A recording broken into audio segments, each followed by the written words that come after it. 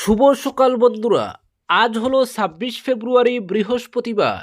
আজকের সকালের বিশেষ বিশেষ খবর হলো 40 নতুন মুখ বিজেপিতে, আসন নিয়ে আলোচনা অব্যাহত।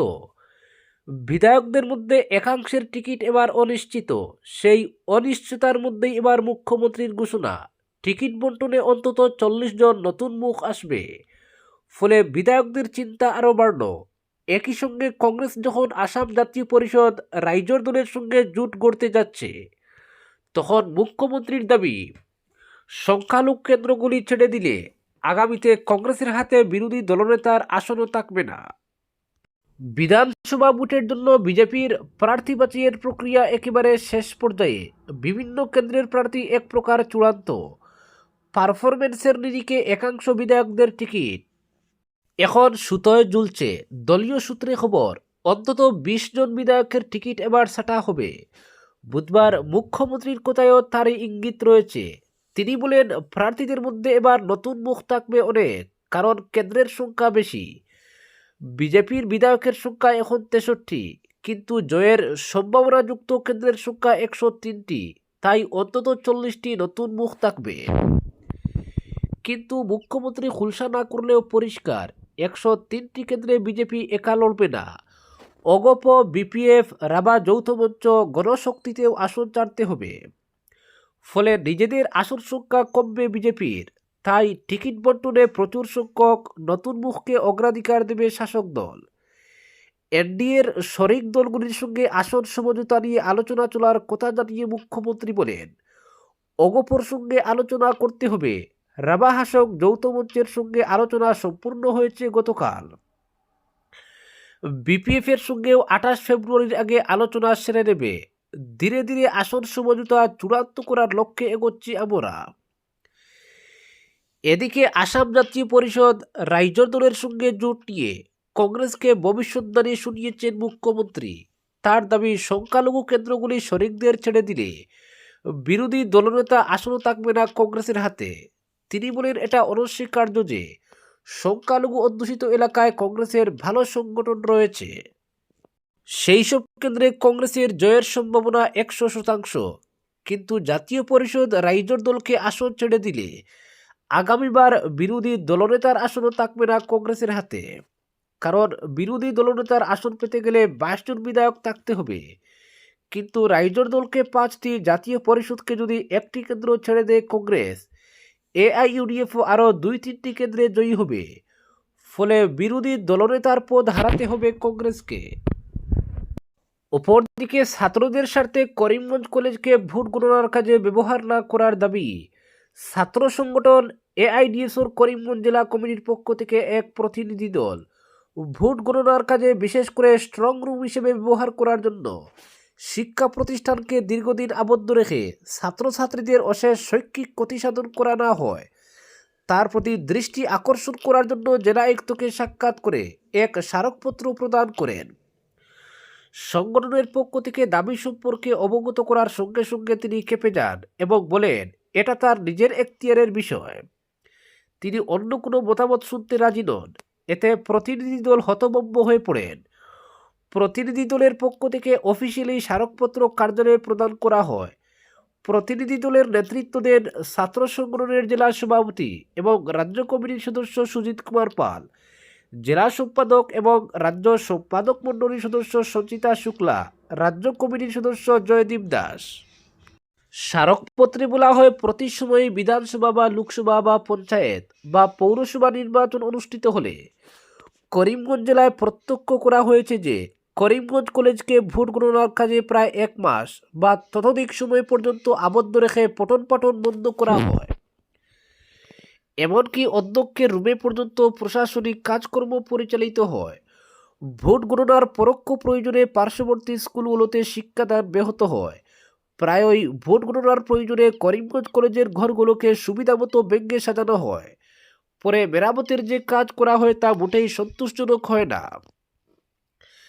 জেলা আয়ুক্তের দৃষ্টি আকর্ষণ করতে স্মারকপত্রে বলা হয় যে সেমিস্টার পরীক্ষা পদ্ধতির যুগে কলেজকে দীর্ঘদিন ধরে আবদ্ধ করে রাখলে ছাত্রছাত্রীদের শিক্ষা জীবনের যথেষ্ট ক্ষতিসাধিত হয়, যা মোটেই বাঞ্ছনীয় নয়।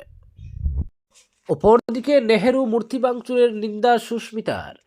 লক্ষ্মীপুর বিধানসভা এলাকার পয়লাপুল চৌমাথায় স্থাপিত ভারতের প্রথম প্রধানমন্ত্রী জওহরলাল নেহেরুর মূর্তি ভাঙচুরের ঘটনায় অঞ্চল জুড়ে চাঞ্চল্যের সৃষ্টি হয়েছে। সাংসদ সুস্মিতা দেব জানান, সোমবার গভীর রাতে এক্সকেভেটর দিয়ে ইচ্ছাকৃতভাবে বিশাল আকৃতির প্রতিকৃতিটি ভেঙে ফেলা হয়। এই ঘটনার পরিপ্রেক্ষিতে তৃণমূল সাংসদ সুস্মিতা দেব জেলা কমিশনারকে চিঠির মাধ্যমে দাবি জানিয়েছেন অতি সত্বর এই ঘটনার সাথে জড়িত দুষ্কৃতিকারীদের বিরুদ্ধে কঠোর পদক্ষেপ গ্রহণ করার জন্য। অপরদিকে দীর্ঘ 22 বছর পর অবশেষে বিচার পেল শিলচরের বহুল আলোচিত মুন্না মজুমদার হত্যাকাণ্ড। কাছাড়ের অতিরিক্ত জেলা ও সেশন বিচারক বকিম শর্মার আদালত বুধবার এই মামলার রায় ঘোষণা করে 55 বছর বয়সের ধনরাজ সুরানা, 43 বছর বয়সের রিঙ্কু দেব ওরফে মধুসূদন এবং 40 বছর বয়সের রতন দেবনাথকে যাবজ্জীবন কারাদণ্ডে দণ্ডিত করেছে। জানা গেছে 2004 সালের 5 নভেম্বর শিলচরের শিব কলোনি এলাকার বাসিন্দা যুবক মুন্না মজুমদারের মৃতদেহ শিলচর মেডিকেল কলেজ হাসপাতালে উদ্ধার হয়। ঘটনার পরপরই মুন্নার পরিবার হত্যার অভিযোগ তুলে এই ঘটনাকে কেন্দ্র করে শহরে ব্যাপক উত্তেজনা ছড়িয়ে পড়ে। বিক্ষোভ, হামলা ও অগ্নিসংযোগের ঘটনায় পরিস্থিতি উত্তপ্ত হয়ে উঠায় প্রশাসন কারফিউ জারি করতে বাধ্য হয়। বিভিন্ন সংগঠন ও আন্দোলনে নামে। ধনরাজ সুরানা শিলচরের জারিগঞ্জ এলাকার বাসিন্দা এবং সুরানা টেক্সটাইল নামে একটি বস্ত্র ব্যবসায়ী প্রতিষ্ঠানের মালিক রিঙ্কু দেব ও রতন দেবনাথ ওই প্রতিষ্ঠানের কর্মচারী ছিলেন। নিহত মুন্না মজুমদারও একই প্রতিষ্ঠানে কাজ করতেন। মুন্নার বোন রত্না মজুমদার সদর থানায় ধনরাজ, রিঙ্কু ও রতনের বিরুদ্ধে হত্যার অভিযোগ দায়ের করেন। অভিযোগ অনুযায়ী 5 নভেম্বর রাতে প্রতিষ্ঠানের কর্মী রিঙ্কু তাদের বাড়িতে গিয়ে জানায় মুন্না গুরুতর অসুস্থ এবং তাকে শিলচর মেডিকেল কলেজ হাসপাতালে ভর্তি করা হয়েছে। খবর পেয়ে পরিবারের সদস্যরা হাসপাতালে পৌঁছালে ধনরাজ, রিঙ্কু ও রতন তাদের জানান মুন্নার চিকিৎসা চলছে এবং তাদের বাড়ি ফিরে যেতে বলেন। তবে পরে সন্দেহ হওয়ায় পুনরায় হাসপাতালে গেলে অভিযুক্তরা কোনো উত্তর না দিয়ে সেখান থেকে পালিয়ে যায়। পরে হাসপাতালের বারান্দায় মুন্নার মৃতদেহ পড়ে থাকতে দেখা যায়। তার শরীর জুড়ে আঘাতের চিহ্ন ছিল। এই ঘটনায় দায়ের হওয়া মামলার ভিত্তিতে পুলিশ তদন্ত শুরু করে এবং দীর্ঘ বিচার প্রক্রিয়ার পর আদালত ধনরাজ সুরানা, রিঙ্কু দেব ও রতন দেবনাথকে দোষী সাব্যস্ত করে যাবজ্জীবন কারাদণ্ড প্রদান করে পাশাপাশি প্রত্যেককে 20,000 টাকা করে জরিমানা করা হয়েছে। জরিমানা অনাদায়ে আরও 6 মাসের কারাদণ্ড ভোগ করতে হবে। অপরদিকে আগামী 14 মার্চ প্রধানমন্ত্রী নরেন্দ্র মোদীর শিলচর সফর ঘিরে জোর প্রস্তুতি শুরু হলো। নড়ে চড়ে বসেছে জেলা প্রশাসন ও পুলিশ প্রশাসন। প্রস্তুতি খতিয়ে দেখতে শিলচরে পাড়ি জমিয়েছেন রাজ্যের মুখ্য সচিব রবি কুটা ও পুলিশের ডিজিপি হরমিত সিং। প্রধানমন্ত্রীর সফরের প্রস্তুতি নিয়ে বুধবার জেলা শাসক কার্যালয়ে প্রস্তুতি বৈঠক অনুষ্ঠিত হয়েছে। এই বৈঠকে প্রশাসন ও পুলিশের কর্মকর্তাদের সঙ্গে উপস্থিত ছিলেন 2 মন্ত্রী কৌশিক রায় ও কৃষ্ণেন্দু পাল। ছিলেন শিলচরের বিধায়ক দীপায়ন চক্রবর্তীও। বৈঠকের পাশাপাশি সভাস্থল পরিদর্শন করেন মুখ্য সচিব ডক্টর রবি কুটা, ডিজিপি হরমিত সিং, মন্ত্রী কৌশিক রায় ও কৃষ্ণেন্দু পাল। রামনগর বাইপাস এলাকা প্রস্তাবিত সভাস্থল হিসেবে খতিয়ে দেখেন তারা।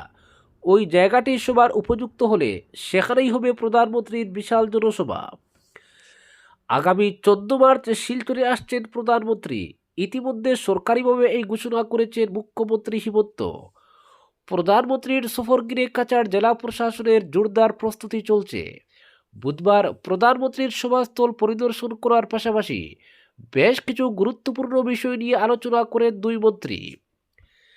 মুখ্য সচিব জানিয়েছেন প্রধানমন্ত্রী রামনগর বাইপাসে একটি বিশাল জনসভায় অংশ নেবেন। ওই সভা থেকেই বরাপানি পাঁচগ্রাম এক্সপ্রেসওয়ে হাইওয়ে, শিলচরের ফ্লাইওভারের শিলান্যাস করবেন তিনি। জানা গেছে প্রধানমন্ত্রীর সফরকে সুষ্ঠু ও সফল করে তুলতে সার্বিক প্রস্তুতি খতিয়ে দেখা হয়েছে। প্রয়োজনীয় নির্দেশনা প্রদান করা হয়েছে। আলোচনা হয়েছে নিরাপত্তা সংক্রান্ত বিষয় নিয়েও। আজকের বিশেষ সংবাদ এখানেই সমাপ্ত।